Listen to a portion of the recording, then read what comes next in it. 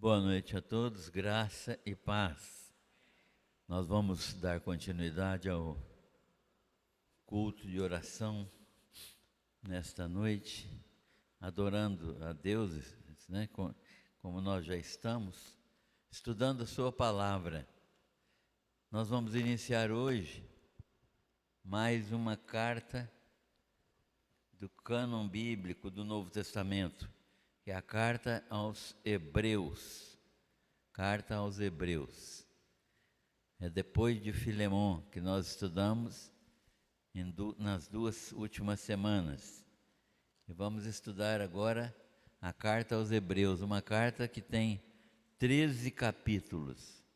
E nós vamos, pela misericórdia de Deus, conhecer melhor esta carta, que não é muito estudada, que não é muito conhecida, mas que é fundamental para entendermos a obra redentora de Jesus. Nós precisamos compreender realmente o que foi feito por Jesus, o que Ele fez na cruz do Calvário, o que foi planejado por Deus desde a eternidade, que foi consumado por Jesus na obra da redenção, para que a gente tenha uma ideia mais apropriada, mais clara daquilo que é a ação redentora do Senhor Jesus. Vamos ler os 3 primeiros versículos deste capítulo 1, e depois nós vamos meditar um pouco na palavra do Senhor. Havendo Deus antigamente falado muitas vezes e de muitas maneiras aos pais pelos profetas, nestes últimos dias a nós nos falou pelo Filho, a quem constituiu herdeiro de todas as coisas e por quem fez também o mundo. Sendo Ele, Jesus, o Filho, o resplendor da sua glória e a expressa imagem do seu ser, e sustentando todas as coisas pela palavra do seu poder, havendo Ele mesmo feito a purificação dos pecados, assentou-se à direita da majestade nas alturas. Esse é o texto que fala inicialmente da pessoa de Jesus nesta carta aos Hebreus. E nós vamos meditar um pouco nesse texto no final, e inicialmente nós vamos fazer uma introdução a esta carta. E nessa introdução nós queremos responder algumas perguntas. Por que carta aos Hebreus? Por que esse nome, carta aos Hebreus? E quem eram estes hebreus? Qual o autor da carta, ou quem é o autor desta carta? Quando que ela foi aceita no cânon bíblico? Quando que ela foi considerada inspirada pelo Espírito Santo? Qual o seu assunto principal? Qual a data na qual ela foi escrita? E qual a mensagem, ou que mensagem podemos tirar da carta? Então, a pergunta que nós temos é: por que estudar esta carta? Então nós vamos meditar nisto e responder aos poucos essas perguntas. E nós vamos estudar as características da carta, especialmente sobre os hebreus. Vemos que os hebreus, quando nós estudamos a carta inteira, nós vemos que os hebreus eram, os leitores desta carta, eram originários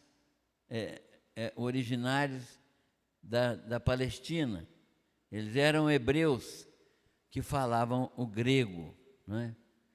Os leitores originais eram hebreus, né?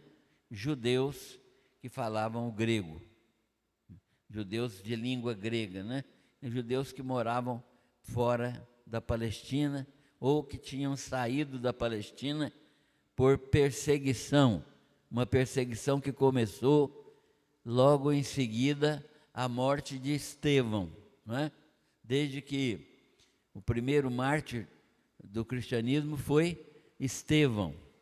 Estevão foi um pregador do evangelho que foi apedrejado sob a orientação, sob a vigilância, sob a supervisão de Paulo, né? Ele ainda era Saulo, mas ele estava ali supervisionando o apedrejamento de Estevão, porque eles queriam, eles julgavam que os cristãos estavam contra a lei e contra Moisés portanto, contra o judaísmo.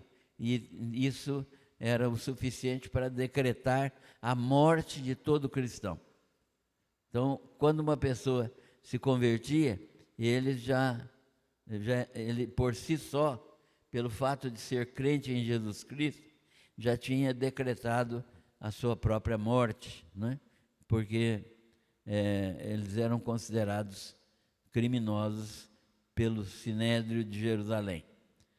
Então, os leitores originais a quem a carta foi encaminhada eram hebreus ou judeus de fala grega, que falavam o grego.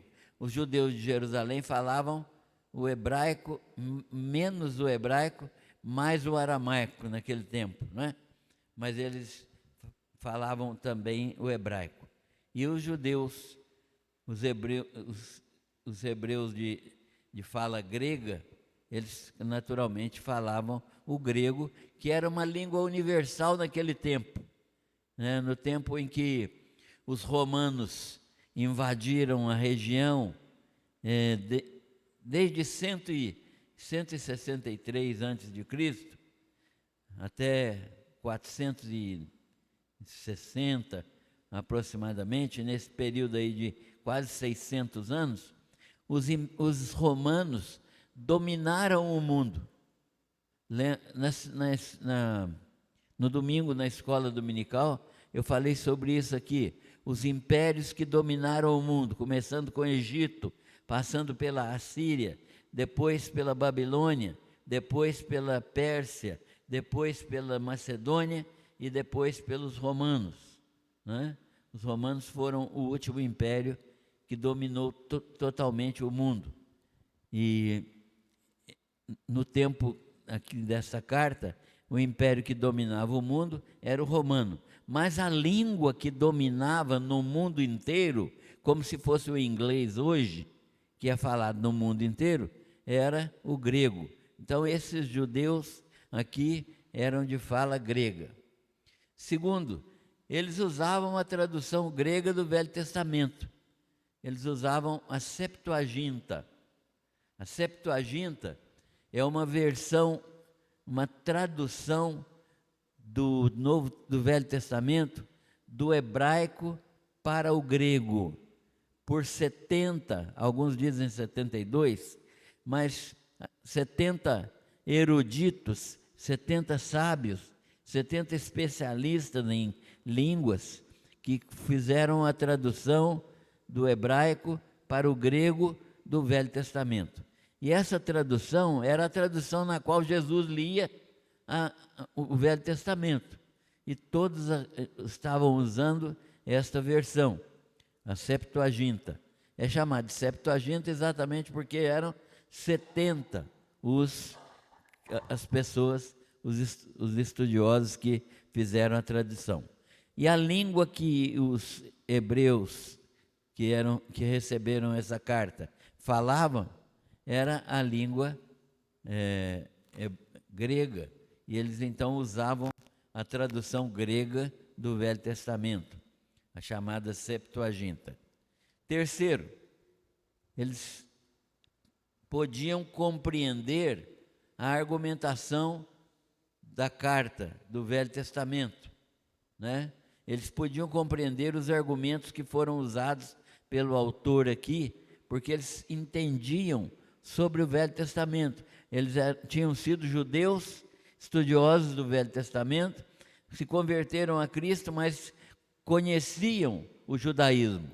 Então, os argumentos que eram usados pelo autor da carta eram argumentos bem conhecidos desses nossos irmãos aqui, hebreus cristãos. Quarto, eles estavam interessados no santuário e no sistema sacrificial e no sacerdócio do Antigo Testamento. Eles tinham crido em Jesus Cristo, mas ainda tinham pensamento voltado para o judaísmo. Eles ainda não tinham se libertado completamente do judaísmo. Eles criam em Jesus, mas tinham uma atenção voltada para o judaísmo. Eles estavam interessados no santuário, no sistema sacrificial e no sacerdócio do Antigo Testamento. Também um outro fato que a carta nos mostra é que eles não ouviram o evangelho do próprio Jesus Cristo. Não foi Jesus que evangelizou esses hebreus. Foram outras pessoas que os apóstolos ou descendentes dos apóstolos, né? Descendentes espirituais dos apóstolos, foram os que evangelizaram esses hebreus. Eles tinham também enfrentado perseguição. E olha que situação interessante. Interessante, mas grave, né? Eles eram cristãos, meio presos ainda ao judaísmo, mas não eram aceitos no judaísmo. Eram perseguidos pelos judeus. Perseguidos, a ponto de poderem ser mortos. Por quê? Porque estavam no cristianismo. E eram perseguidos pelos inimigos do cristianismo, pelos romanos, porque eram cristãos. Então, dos dois lados, eles estavam sendo perseguidos. Tanto pelos judeus, porque eles abandonaram o judaísmo para o cristianismo. E por serem cristãos, eles estavam sendo perseguidos pelos judeus. Então, era pelos romanos. Então, eles estavam sendo perseguidos pelos romanos. Era no tempo aqui do imperador Cláudio e pouco depois do imperador Nero. Eles estavam nesta situação perseguidos pelos romanos. E eles eram expulsos das instituições judaicas por causa disso, né? Eram cristãos, então eram expulsos das sinagogas, não podiam ser membros das sinagogas e não eram recebidos lá para estudar a palavra de Deus. Estavam também correndo o risco de apostasia por temor da morte, embora sua fé ainda não os tivesse levado ao martírio. Então, o que estava acontecendo? Eles começaram a ser perseguidos dos dois lados. Então, a ideia deles era a seguinte: se eu voltar ao judaísmo, eu deixo de ser perseguido pelos judeus e pelos romanos. Era simples, era só voltar ao judaísmo. Mas o autor da carta está exatamente focando nesse ponto. Se vocês voltarem ao judaísmo, nada do cristianismo vai aproveitar para vocês. Nada, né? Porque isso seria rejeitar a pessoa de Cristo e o processo de salvação pela graça mediante a fé. Então, esta era a situação deles. Alguns estavam correndo o risco de apostatar da fé. E também podiam estar passando por uma transição na liderança da igreja, não é? O apóstolo Tiago, irmão de João Evangelista e primo de Jesus, tinha sido decapitado, né? Herodes mandou cortar a cabeça dele. E ele era um líder principal da igreja em Jerusalém, mais do que Tiago. Ele era um líder principal. E mais do que o Tiago, irmão de Jesus. Então, a igreja ficou meio sem cabeça, né? um pouco desnorteada. E então isso pode ter influenciado também aos hebreus para se tornarem indecisos em relação a permanecer no cristianismo. Então a gente conclui que o quê? Que os herdeiros, os receptores dessa carta, né, eles são judeus, gregos, de fala grega, né, ou hebreus ou judeus de fala grega. E então os destinatários eram cristãos judeus da diáspora. O que é a diáspora? A diáspora é um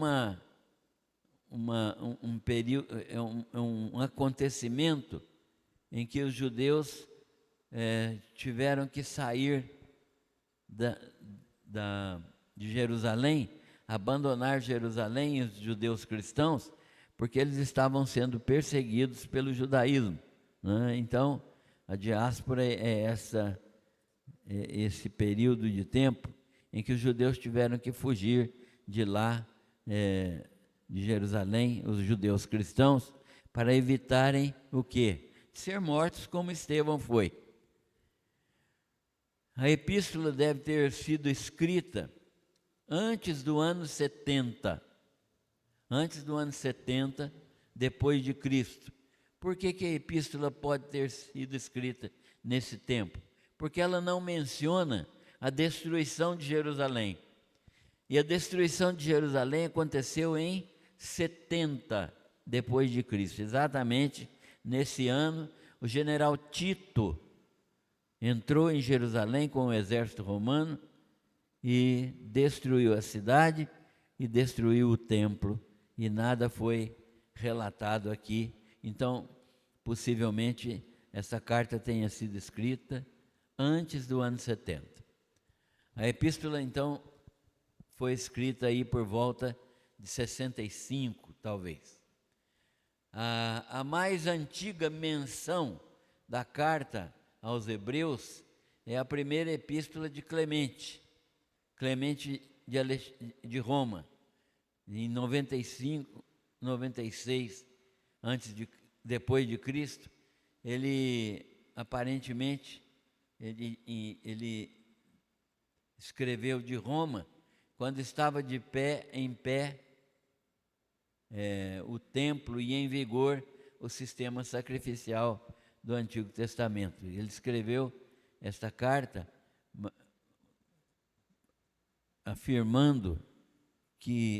falando da epístola aos hebreus. Ele estava dando testemunho da epístola aos hebreus, da existência dessa epístola e do tempo em que ela foi escrita. Talvez a carta tenha sido escrita por volta desse ano que eu falei, 65, 64, 65 depois de Cristo, sob a perseguição de Nero. Os judeus já haviam sido expulsos de Roma também pelo imperador Cláudio em 49 depois de Cristo. Então, houve uma série de fatos, de acontecimentos que determinaram o registro desta escritura, desta carta, e muitos autores do Novo Testamento e os pais da igreja concordam em que essa carta ela existe desde antes da destruição do templo em Jerusalém. Os leitores dessa carta, os hebreus a quem ela foi endereçada, são aqueles que estavam sujeitos ao sofrimento e à vergonha por sua confissão de Jesus Cristo.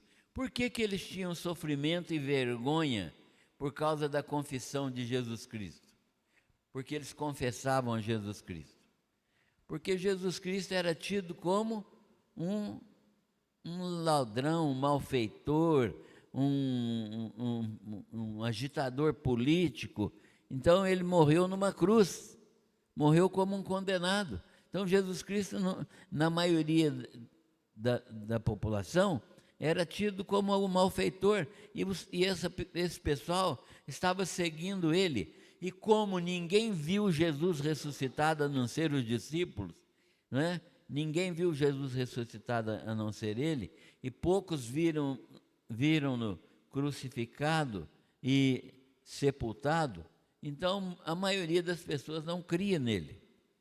Só os discípulos tinham esse problema, não é? Os que passavam a crer em Jesus Cristo por causa do testemunho apostólico da ressurreição de Jesus, eles criam e confessavam Jesus Cristo como Senhor e Salvador, mas sob o risco de serem perseguidos. Então era esse o medo que eles tinham. Eles estavam então com medo disso, né? E sofrendo vergonha também por sua confissão de Jesus Cristo. Estavam também despojados de suas instituições familiares da religião judaica, organizados e confusos, e pelo caráter invisível da glória de Deus. Então falava-se da glória de Deus, mas ninguém via essa glória. E também pelo caráter invisível da pessoa de Jesus, porque ele subiu ao céu e ninguém o via. Que líder é esse que não aparece? Então, irmãos, esse é o contexto em que esta carta foi escrita. Eles eram ridicularizados porque criam num Salvador, num rei que viveu em sofrimento, em pobreza, e que enquanto esteve no mundo foi um sofredor, não teve riqueza, e agora em glória estava no céu e continuava invisível. Então era muito difícil testemunhar para essas pessoas, para esse povo que não cria em Jesus Cristo e que não o tinha visto ressuscitado, como aqueles 500 que viram Jesus ressuscitado, subindo aos céus, não é? Aqueles que presenciaram in loco a sua ascensão. Imagine a dificuldade tempo deste, de testemunhar num tempo deste. Hoje Jesus Cristo é reconhecido mundialmente. Até aqueles que adoram outros deuses reconhecem Jesus. Então, hoje nós temos uma facilidade muito grande de testemunhar de Jesus, mas não era assim naquele tempo. E esta é uma das razões pelas quais os apóstolos faziam milagres, porque os milagres testificavam e autenticavam a fé e a presença de Jesus com eles, porque os apóstolos faziam milagres que ninguém mais podia fazer, né? Então, isso era uma autenticação automática da presença de Jesus com eles, e isso convencia muita gente de que verdadeiramente a mensagem era uma mensagem de Deus. Então esses irmãos são tentados a desviar da fé. Eles eram tentados a desviar da fé, a caírem na incredulidade e a desistirem de sua peregrinação em direção ao reino de Deus e seu descanso e a cidade de Deus, né? Eles eram tentados a isso aí. A carta aos Hebreus, então, é denominada pelo autor de exortação. E para quê? Para que eles perseverassem na peregrinação da fé em Jesus Cristo, para que eles entendessem que este tempo de vida no mundo era um tempo de vida curto e que eles deviam permanecer na fé viva de Jesus Cristo até a sua segunda vinda, que para eles naquele tempo era um retorno breve. Eles achavam que Jesus Cristo viria no máximo no final do primeiro século. Até Paulo cria desta maneira, né? Quando a gente lê acuradamente a Bíblia, lê com atenção, procurando detalhes, a gente vê como Paulo, aos Tessalonicenses, fala, e nós, né? Quando ele fala, nós também esperamos, né? Ele também se incorporava àqueles crentes que tinham expectativa na segunda vinda de Jesus o mais rápido possível. Então esses hebreus são exortados com esta carta, uma exortação meio longa, né? 13 capítulos, mas uma exortação para eles peregrinarem na fé em Cristo Jesus. Que essa peregrinação no mundo aqui fosse uma peregrinação em fé, que eles não abrissem mão desta fé, que eles não retornassem ao judaísmo, em vista da imperfeição do sistema sacrificial judaico, levítico. O que ele vai demonstrar na carta, e nós vamos ver isso, estudando capítulo por capítulo, é a imperfeição do sistema levítico de sacrifícios, a imperfeição. E como isso não pode levar à salvação de ninguém. O autor da carta vai demonstrar claramente que nunca ninguém foi salvo pelos sacrifícios do Velho Testamento. Então, para que sacrifício do Velho Testamento, se não podia salvar ninguém e ninguém nunca realmente foi salvo por esse sacrifício?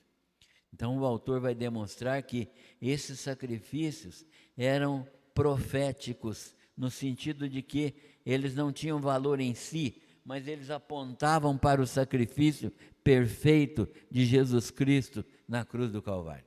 Então, quando uma pessoa no Velho Testamento dizia que cria, que derramava o sangue do cordeiro ali, e ela cria que estava sendo perdoada pelos seus pecados, é porque ela sabia da existência de um cordeiro de Deus que viria para tirar os pecados do mundo. É por isso, não é? Então, aquele cordeiro era meramente, temporariamente substitutivo, não é? Ele substituía o próprio pecador que deveria morrer ali na cruz, morrer ali, né? Então era a vida do pecador que estava simbolizada naquele cordeiro, mas era também o cordeiro que ocupou o nosso lugar na cruz do Calvário. Jesus ocupou o lugar seu e o lugar meu na cruz do Calvário. Morreu por todos aqueles que creem nele. Jesus então é o novo sumo sacerdote. É isso que o autor de Hebreus vai demonstrar. O sumo sacerdote levítico era um sacerdócio imperfeito. Ele tinha que entrar no templo uma vez por ano com sacrifício por ele e pelos pecados do povo. Ele mesmo precisava de purificação de seus pecados, o sacerdócio levítico. Jesus não, ainda ficava amarrado, né, para morrer lá dentro. Então, se ele morresse lá dentro, tinha que ser puxado por uma corda que ficava amarrada no pé dele, né? Então, Jesus é o novo sumo sacerdote que é o mediador de uma nova aliança, não a aliança mosaica que foi feita com o povo no Sinai, mas a aliança nova, a aliança que foi feita em Jesus, né? E que fez caducar a relação, que em relação à redenção, fez caducar a velha aliança, né? E ouvindo perfeitamente, cumprindo perfeitamente as exigências eternas de Deus. Jesus é o único que cumpriu na sua morte todas as exigências de Deus. Durante a vida, obedeceu plenamente em todos os aspectos. E durante a morte, satisfez completamente a justiça de Deus. Não há outro sistema de salvação mais inteligente, mais capacitado, mais perfeito do que esse. Só Deus para criar um negócio desse, né? Um tipo de sistema de redenção tão maravilhoso como esse, né? Que não deixou nada para trás. E é Ele, Jesus, quem nos liga inseparavelmente como filhos ao Deus de toda graça. É Jesus. Então, nós estudamos isso quando estudamos Hebreus. Agora, o que é que o estudo da carta aos Hebreus deve operar na nossa vida? O que é que o estudo da carta aos Hebreus deve fazer conosco? Primeiro, deve fazer-nos repensar a fé cristã, a suficiência perfeita de Cristo. O que é a suficiência perfeita de Cristo? Você não precisa de mais nada para ser salvo, só precisa de Cristo, só de Cristo. Então, nada para a salvação, nada de obras, nada de dízimo, nada de carregar a Bíblia debaixo do braço, né? Isso não traz nenhum acréscimo à obra de Cristo. Isso é um dever do cristão.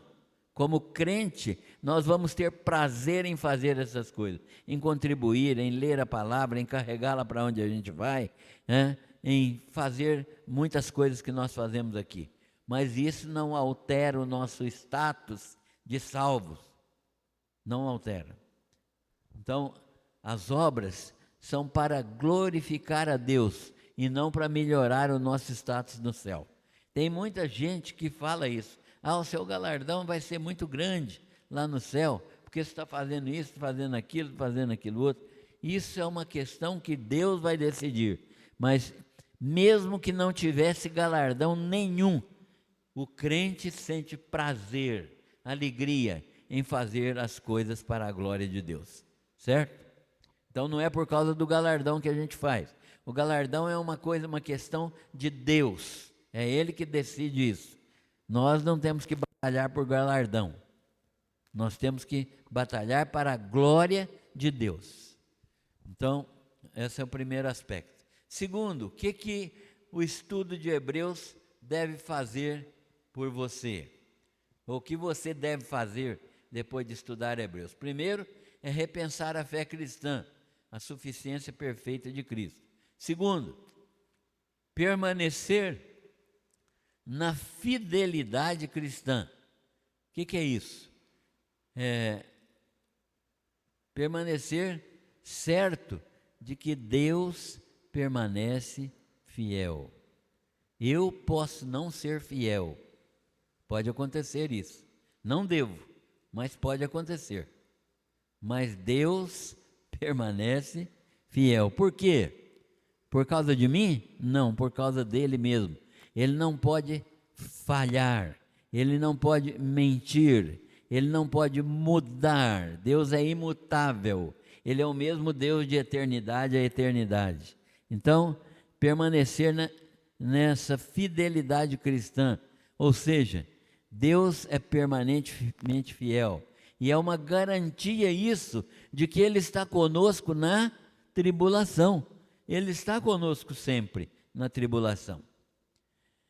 Terceiro, permanecer em busca de direção, em busca de crescimento espiritual. Ter Jesus como alvo. O crente verdadeiro não se satisfaz com a estatura espiritual que ele tem. Ele quer sempre crescer. Ele quer sempre atingir novos patamares. Ele quer ter mais intimidade com Deus e ter mais conhecimento de Deus e de Jesus Cristo. Ele quer conhecer mais de Jesus. Então, permanecer nessa busca em direção ao crescimento, ter Jesus como alvo. Qual é o alvo do meu crescimento? É a vida do Billy Graham? É a vida do Papa? É a vida do Valdomiro Santiago? Não. O meu crescimento, o alvo do meu crescimento é Jesus, é a estatura do varão perfeito, é Jesus. Eu tenho que ter isso na minha mente e permanecer firme nessa busca por perfeição, não para ser perfeito e sair falando assim, olha, agora eu sou perfeito, já deixou de ser, né? Porque quando toma uma atitude dessa, já deixou de ser. Não é para isso, é para levar a sério um relacionamento com Jesus e ser cada dia mais parecido com Cristo. Esse é o projeto de Deus para nós. Não é ficar na vida do mesmo jeito sempre. Conheço crentes que têm 20, 30 anos de experiência cristã, não sei se tem, mas eles falam que tem, e estão do mesmo tamanho espiritual, não cresceram nada. Nós precisamos de crescer espiritualmente, de desenvolver espiritualmente, porque Jesus é o nosso alvo e o projeto de Deus é nos tornar semelhantes a Jesus. Muito bem. Quarto, permanecer na comunhão com os irmãos. Tinha alguns irmãos lá dos Hebreus que estavam abandonando a congregação. O autor da carta aos Hebreus fala com ele, não abandonem a congregação, como é o costume de alguns, né? Hoje, quem precisava estar aqui seriam os que abandonam a congregação, né? Mas eles não estão, é porque Deus está falando conosco mesmo. Então, não abandonar a congregação, como alguns irmãos faziam. Por quê? Porque é aqui na comunhão com os irmãos que nós nos desenvolvemos espiritualmente. Então, permanecer em comunhão com os irmãos. E isso nos ensina o valor da comunhão. Por que o valor da comunhão? Porque nós somos uma família. Nós somos uma família. O que é isso? O que significa isso? Significa que verdadeiramente nós temos um Pai único e somos todos irmãos. Isso é uma realidade. Isso não é da boca para fora, não. Isso é uma realidade. Os irmãos gostando ou não gostando, são meus irmãos. Achando ruim ou não, são meus irmãos. Né? E não tem jeito, eu não posso escolher. Eu sou irmão de todos os que são crentes em Jesus Cristo. Por quê? Porque nós temos o mesmo Pai que nos gerou em Cristo Jesus. E isso significa, então, que nós pertencemos à mesma família, né? A família de Deus. Quinto, o que o estudo de Hebreus nos deve produzir em nós? Guardar-se separado do mundo, obedecendo, submetendo-nos à disciplina de Deus em santidade. O que é guardar-se separado do mundo? É andar em obediência à palavra de Deus. Se você anda em obediência à palavra de Deus, automaticamente você se separa do mundo. É igual misturar água com óleo. Já tentaram fazer essa mistura? Não mistura nunca. O óleo tem uma densidade diferente da água, não é? Tem uma natureza diferente da água e ele vai ficar sempre em suspensão na água. Então, nós também, em relação ao mundo, somos diferentes, temos outra natureza. A natureza do mundo é decaída, é pecaminosa, é morte espiritual. Nós somos nova natureza, nós somos natureza regenerada e temos vida espiritual. Não há comunhão entre luz e trevas. Não há comunhão entre luz e trevas. E nós precisamos entender isso, não é? E, aliás, tem muita gente que precisava entender isso de uma maneira muito clara, porque tem muitos pais que não levam isso em consideração e deixam seus filhos namorarem incrédulos e casarem com incrédulos. Isso, incrédulos, né? São pessoas que não creem em Jesus e possivelmente vão permanecer sem crer. E isso dá uma encrenca danada, né? Na maioria das vezes, na experiência que eu tenho, não sei se o pastor tem a mesma experiência, é mais fácil o crente ser levado para fora da igreja do que trazer o incrédulo para dentro da igreja, né? Então, essa é a experiência dolorosa que a gente tem. No meio do mundo, dentro do mundo, né, mas fora dele. Esse deve ser o nosso lema. No meio do mundo, não tem jeito da gente sair do mundo, mas fora do mundo. O que significa isso? Parece um paradoxo, né? Nós temos que viver lá no mundo, testificar lá no mundo, porque é lá que nós seremos sal e luz, mas fora do mundo. Fora do quê? Fora dos padrões do mundo, com os padrões do cristianismo fortes na nossa vida. Então, relembrando, carta aos Hebreus, dirigida a um grupo específico de cristãos que vieram do judaísmo. Estes cristãos da diáspora que nós falamos aqui, que é a dispersão dos judeus cristãos da Palestina por causa da perseguição, é iniciada com a morte de Estevão. Estes cristãos eram cristãos da diáspora. E o autor da carta aos Hebreus é desconhecido, embora na tradução de Jerônimo, na Vulgata Latina, a tradução de Jerônimo, seja colocado Paulo como autor. Na epístola, na carta, na Bíblia chamada Vulgata Latina, que é a tradução de Jerônimo para o latim, do hebraico e do grego para o latim, ele colocou Epístola de Paulo aos Hebreus. Ele colocou assim. Então, muitos estudiosos atribuem a Paulo e Lucas a escrita da carta. Os pensamentos são de Paulo, mas o registro é de Lucas, né? Essa é a ideia mais frequente. Mas tem outros estudiosos que falam que foi Barnabé, outros que é Apolo, outros que é Filipe, outros que é Silas, outros dizem que é Clemente de Roma, outros dizem que é Epáfras, não é? Então, e outros ainda dizem que foi Priscila, a mulher de Áquila, né? A mulher de Áquila, que foi doutrinada por Paulo. Mas a ideia principal é que as ideias, a teologia é de Paulo, mas a escrita, o estilo literário de domínio do perfeito grego é de Lucas, porque Lucas era grego, né?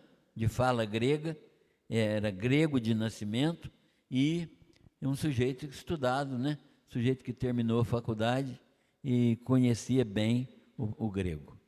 Então, mas isso não tem tanta importância. A teologia e a argumentação, então, são de Paulo, embora a construção gramatical não pareça ser dele. Talvez de Lucas, que tem um excelente grego, né? Nós vemos, quem estudou Atos e Lucas, quem já estudou isso no original, quem conhece o original diz que verdadeiramente o grego de Lucas é perfeito. Então, Orígenes, que foi um dos pais da igreja, defendia a autoria de Paulo, mas disse uma frase que ficou registrada, que somente Deus saberia quem escreveu, só Deus sabe quem escreveu a carta aos Hebreus. Esta carta foi aceita precocemente como inspirada pelas igrejas ocidentais, mas ela não entrou no cânon bíblico imediatamente. Ela foi aceita como inspirada pelas igrejas ocidentais, mas não foi aceita pelas igrejas orientais. O que aconteceu então? Foi preciso um período de tempo maior para que as igrejas orientais entendessem que essa carta era inspirada, não é? Porque quem determinou o cânon bíblico não foram os apóstolos, nem os pais da igreja, foi a própria igreja, a igreja cristã. Então, depois de algum tempo, mesmo estudando, a carta aos Hebreus foi estudada por esses irmãos das igrejas orientais, que usavam essa carta, mas não tinham consistência em dizer que ela era inspirada, porque não tinha o nome de Paulo, né? Não tinha o nome de Paulo, então eles tinham dúvidas em relação à autoria.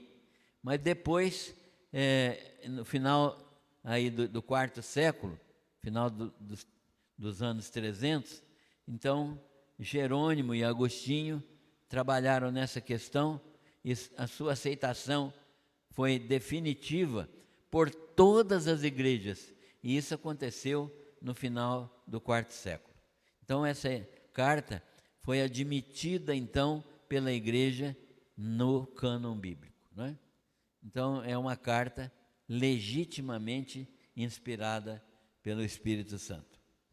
E essa epístola era lida e ministrada na igreja oriental desde quando foi escrita, mas só reconhecida como inspirada no final do quarto século.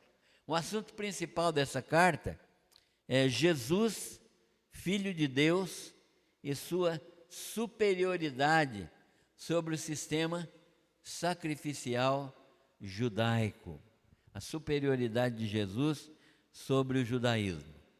E a data aproximada de sua escrita foi aproximadamente entre 62 e 68 depois de Cristo, talvez em torno de 65 depois de Cristo. Paulo ainda estava vivo, não é? A carta nos recorda a superioridade do Senhor Jesus Cristo a todas as coisas. Jesus é superior a todas as coisas. Os irmãos viram no texto que nós lemos, né? Nos falou pelo Filho, a quem constituiu o herdeiro de todas as coisas, por quem fez também o mundo, sendo ele o resplendor da sua glória, a expressa imagem do seu ser, sustentando todas as coisas pela palavra do seu poder, havendo ele mesmo feito purificação dos pecados, assentou-se à direita da majestade nas alturas. Então, esse é o Jesus que estão falando, né? A carta então nos recorda essa superioridade do Senhor Jesus Cristo a todas as coisas. Ele não é somente superior, mas é o Criador de todas as coisas. Ele é o perfeito Deus, o perfeito homem, que é também o perfeito sumo sacerdote e o perfeito sacrifício oferecido pelos nossos pecados. Ele também é o perfeito rei que vai reinar sobre Israel e sobre o mundo, e é profeta que reina sobre tudo e aquele que fala a palavra de Deus. Então, esse é o Jesus pleno que nós temos conhecimento. E esta carta ensina que o sofrimento, então, e esse é Jesus. Mas essa carta também ensina que o sofrimento, isso aí agora presta atenção, sofrimento é uma contingência natural deste mundo. Não tem jeito de passar por este mundo sem sofrimento. Não tem. Só se você for marciano, né? Mas não tem marciano. Então essa carta ensina isso, que é uma contingência natural deste mundo, passar pelo sofrimento. E que Deus, misericordiosamente, nos trata como filhos. E o que Ele faz quando nos trata como filhos? Nos disciplina. Nos disciplina. Deus usa o sofrimento que é obrigatório, que é uma contingência natural desse mundo caído. Por causa do pecado, todo mundo vai sofrer, não é? Todo mundo. Então, Deus usa esse sofrimento para nos amoldar à imagem de Jesus Cristo. O que você faz quando sofre? Te rasga a roupa, corta o cabelo, queima a Bíblia. O que a gente faz quando sofre?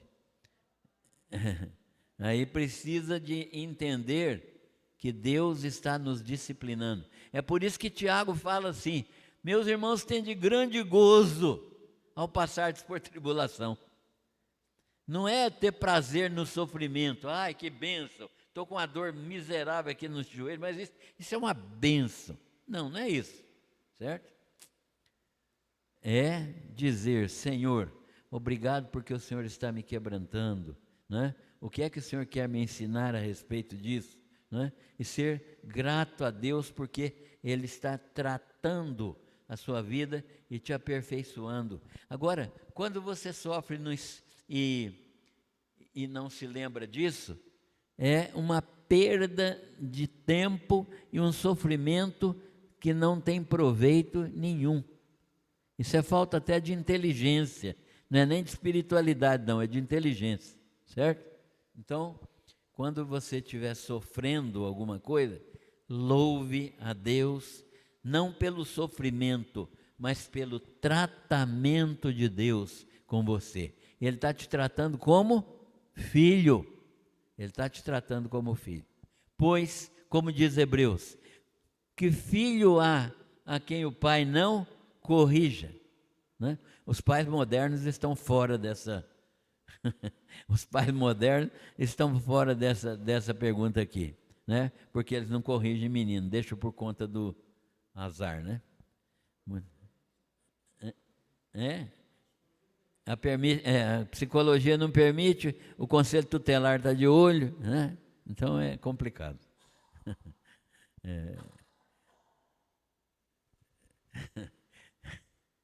É isso aí.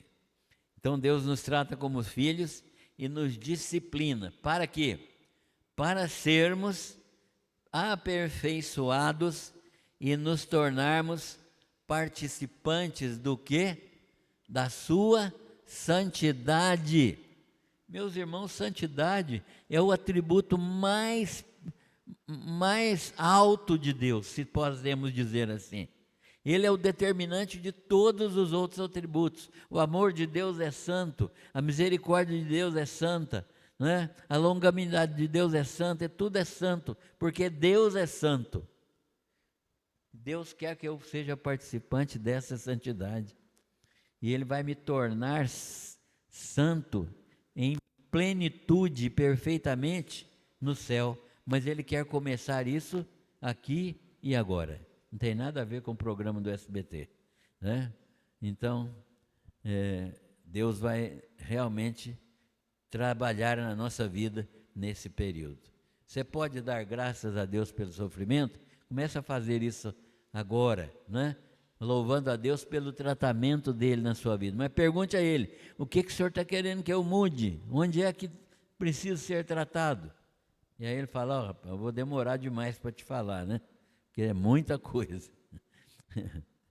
Então, a introdução dessa carta, então, versículo de 1 a 3, que nós acabamos de ler, expressa uma majestosa apresentação de Jesus Cristo. É muito majestoso isso aí, né? Que nós acabamos de ler.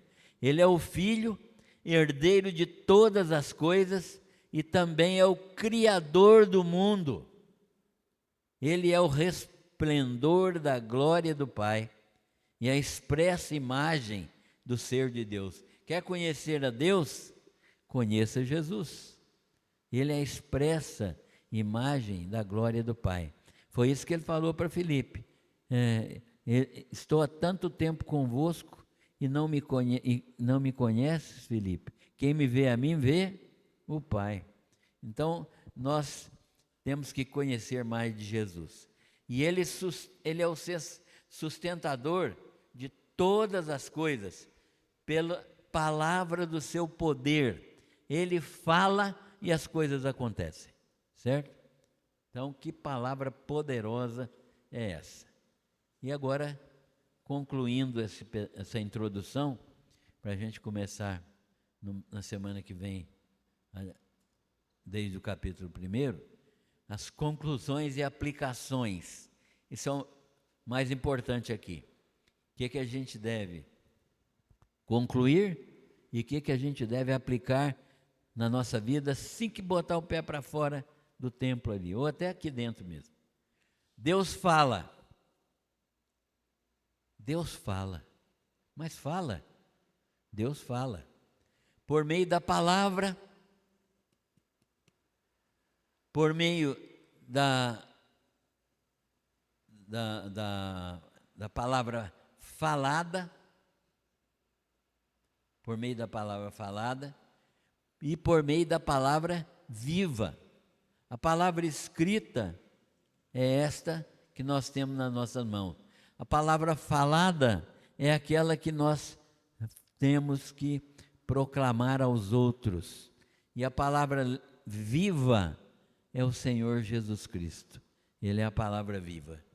Então, Deus tem seus profetas hoje, assim como Deus falou aos pais pelos profetas, Ele falou ultimamente aí é uma expressão que significa da primeira vinda até a segunda vinda de Jesus. Esse é o ultimamente. Nesse período aí, que é o período da igreja, Deus falou e fala por meio de Jesus Cristo. Mas existem os profetas de Jesus hoje, que são quem? Aquele que tem o dom de profecia e fala língua? Não. Toda pessoa que foi investida pela igreja de autoridade, não só os pastores, mas aqueles irmãos que são escolhidos pela igreja para falar, para ensinar, para dirigir escola dominical, e que abrem a boca de acordo com a Bíblia para falar do amor de Deus. Então, não há essa palavra de Deus, então, ministrada pelos profetas hoje, pessoas espiritualmente dotadas que ministram a palavra de Deus, não é? Como você ouve a pregação aqui? Essa é uma pergunta que todo mundo tem que fazer para si mesmo. Como é que você ouve a pregação feita aqui? Tem gente que nem ouve. Está sentado aqui, mas não está aqui. Ou não tem?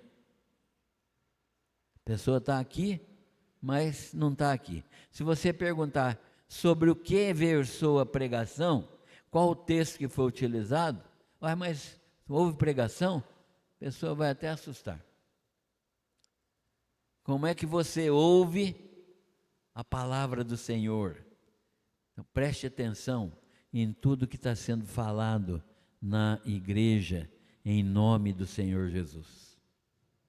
Segundo, o Espírito Santo nos foi dado como o ensinador, como o instruidor, como o iluminador da palavra de Deus. Não há verdadeira direção divina em nossas vidas sem estudo, sem obediência à palavra de Deus. O Espírito Santo nos ensina, nos ilumina, nos instrui, e de modo que não há verdadeira direção divina na nossa vida sem estudo e obediência à palavra de Deus. E aí a pergunta: você é obediente? Você obedece a tudo que Deus manda na sua palavra? Se não é, está precisando ser. Terceiro, hoje, 26 de novembro, continua havendo perseguição aos cristãos. Quem vê internet de vez em quando, sabe, por exemplo, na Nigéria, não é? Sabe, no mundo muçulmano, está havendo muita conversão no mundo muçulmano, mas tem muita perseguição também. E é perseguição fatal, pode levar até a morte. Na Eritreia, nós falamos aqui esses dias, né? Perseguição intensa também. Então, nós temos hoje perseguição, especialmente em muitos países que não são cristãos. E ser cristão nesses países, irmão, pode custar a própria vida. Os cristãos verdadeiros permanecem fiéis com a ajuda real de Deus. Você é fiel? Você já se perguntou, se houvesse uma perseguição no Brasil, o que aconteceria com você? Ou o que é que você faria? Fidelidade. E quarto e último, o autor está escrevendo, iniciando a carta, nesse texto que nós lemos, exaltando Jesus como Filho de Deus, Criador do mundo e de todas as coisas. O perfeito Deus, que deu sua vida como perfeito sacrifício, sendo Ele mesmo também o perfeito sacerdote. Fez uma perfeita redenção. Será que você pode acrescentar algo nessa obra? Entenderam isso aqui? O perfeito Deus, em Cristo Jesus, deu a sua vida como perfeito sacrifício, sendo Ele mesmo também o perfeito sacerdote. Ele foi ao mesmo tempo sacrifício e sacerdote. E operou uma perfeita redenção. Tudo que Ele fez foi perfeito.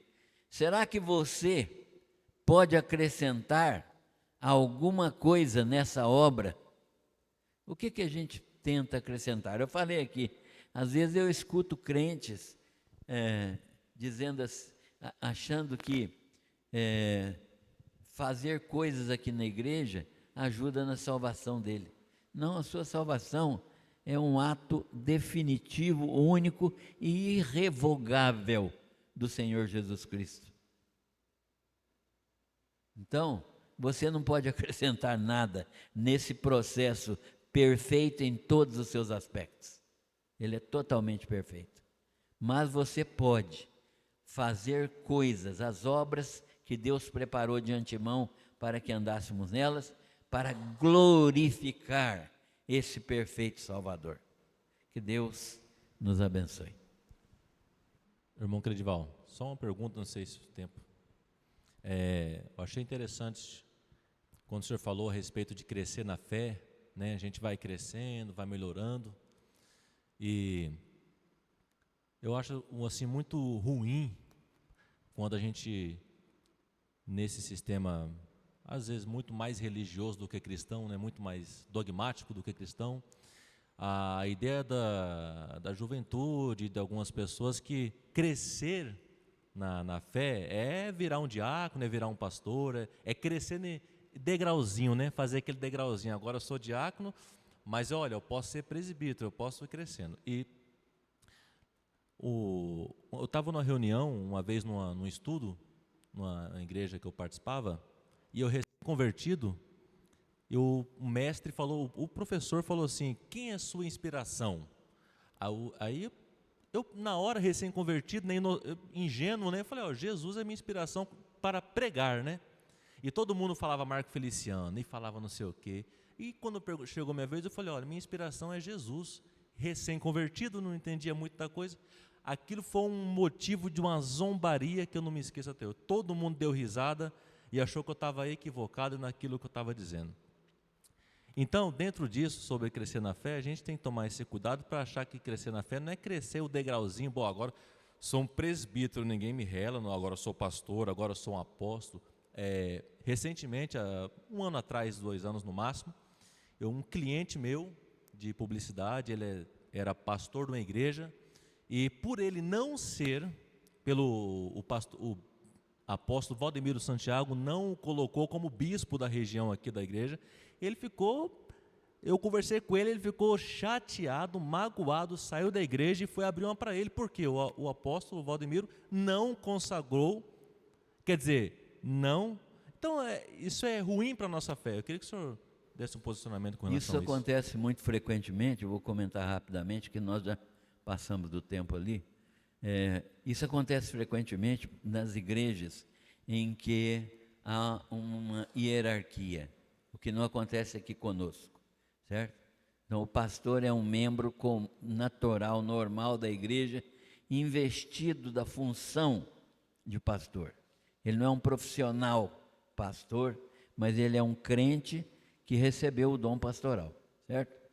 Agora, o outro problema é que essas pessoas valorizam muito a subida na hierarquia, porque o projeto deles, porque não tem necessidade de seminário, não tem necessidade de fazer qualquer curso nem nada, o projeto de cada um deles, até do porteirozinho que está lá, é chegar a ser o pastor de uma congregação, entendeu? Então isso já faz uma avaliação de tudo aquilo que você disse, né? Eles vão atrás de uma recompensa constante, né?